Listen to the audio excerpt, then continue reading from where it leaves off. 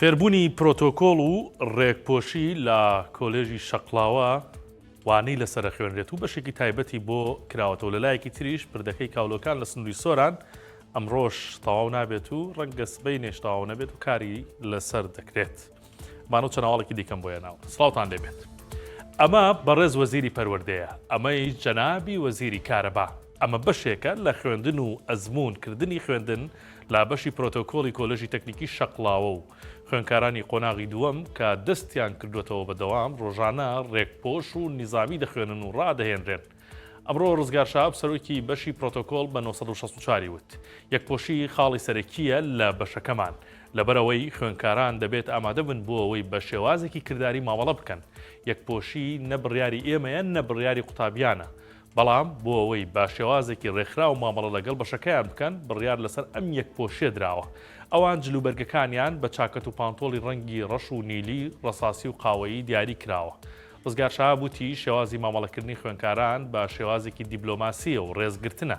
بەشی پرۆتۆکۆڵ تەنها ئەو کاروبارانە دەکات کە ڕێخستن و پێشوازی دەگرێتەوە. وانەکانی پەیوەندی سیاسیەکان، هونەری دانوساندن، سەرچاوەکانی پابەندی نێودەوڵەتیەکان، پرۆتۆکۆڵی بەڕێوەبردن و بەڕێوەبردنی مەراسیمەکان کە هەمویان پێکەوە دەبنە 5 وانەی جیاواز لە بەشەکە دەوترێنەوە.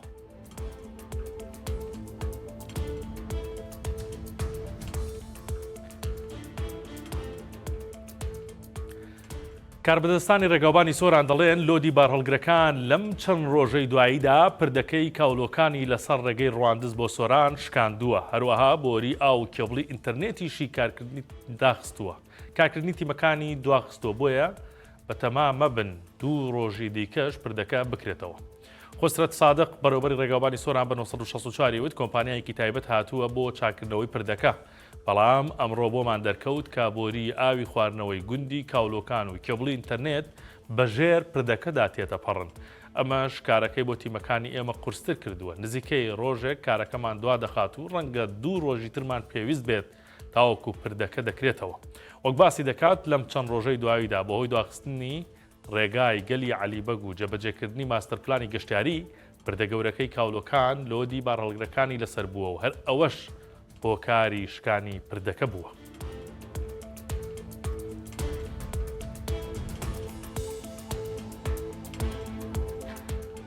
چیدی بارهەڵگرەکان بۆیان نییە بەیانیان زوو بە شەقامی 100 مەتری هەولێردا بڕۆن. ئەمە بڕیاری هاتوچۆی پایتەختە و دەبێت جێبەجێ بکرێت. بڕیارەکە بۆ ڕۆژانی یەکشەممە تا پێنجشەممەیە و لە کاتژمێر 6 بۆ 9 بەیانی جێبەجێ دەکرێت و دوایەوە قەدەغەکە نامێنێت تا ڕۆژی دواتر.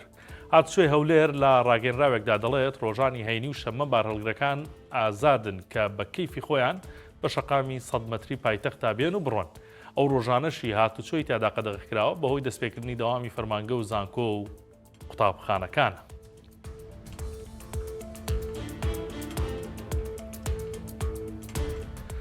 بێژن کامگار هونەرمەندە خۆشەویستەکەی سنەی ڕۆژهەڵاتی کوردستان دوای 6 ساڵ گۆرانی وتن دەڵێت تەواوی تر توانای گۆرانی وتنم نەماوە.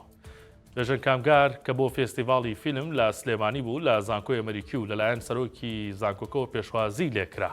ئەو کات چووە سەر ستەیج، هەمووان لەبەری هەستان و بە چەپڵە پێشوازیان لێکرد. بەیامنەری 964 چووە لای و لە دۆخی تەندروستی پرسی. ئەو وتی بە زۆر بە پێوە وەستاوم و چارەسەر وەردەگرم و گەدە و دڵم نەخۆشە، قورگی شمی تر پێی نەماوە و ناتوانم ساز لێ بدەم و گۆرانی بڵێم. کاتێک باسەکە هاتە سەر سلێمانی بە دڵ و بەگیان وەسفی شارە حیاتەکەی کرد و بە فەخری کیشوەری عێراقی ناوبرد. کامگاران ئاهەنگێکی گەورەیان شەوی ڕابردوو لە سلێمانی کرد، بەڵام بێژەن هیچ گۆرانیەکی نەوت و بە 964 وت بەسە 6 ساڵە دەخوێنم، دوای خۆم شارۆخەیە بینیتان چۆن گۆرانی دەوت، دڵخۆشی بە تواناتریشمان هەیە.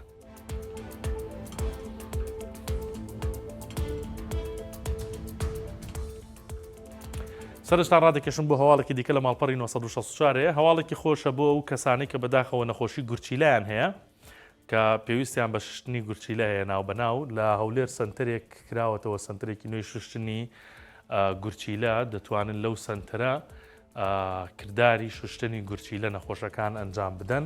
سامان سەلمان وتەبێژی تەندروستیە لە هەولێر ئەووتی ئەم سنتەرە بۆ دانیشتوانی هەرێمی کوردستان یاخود نەخۆشانی هەرێمی کوردستان و ناوەڕاست و خوار و عێراقیش کراوەیە و لە هەمووی گرنگتر بەبێ بەرامبەر بە پێشکەوتوترین ئامێرەکان شوشتنی گورچیلایان بۆ دەکرێت. نەزیرە ئەنوەریش بەڕێوەبەری سنتەرەکەیە ئەو بە 1964 وت بە دوو شێواز بۆ بە پێشکەوترین ئامێر شوشتنی گورچیلە بۆ نەخۆش دەکەن، یان ئەوەتە لە ڕووی هەناوبینیەوە بۆیانەکەن یانەوەی کە ئێستا زۆر بە شێوازێکی خێرا و بێ بەرامبەر بە نەشتەرگەری هەناو دەتوانێت نەخۆشەکە چارەسەر بکرێت و شوشتنی گورچیلەکەی بۆ ئەنجام بدرێت بە هیوای تەندروستی باش بۆ هەموو نەخۆشانە و هەر نەخۆشێکی دیکە. ئەمە هەواڵەکانی ئەمڕۆ بوو، کاتی خۆش بۆ هەموو لایەک.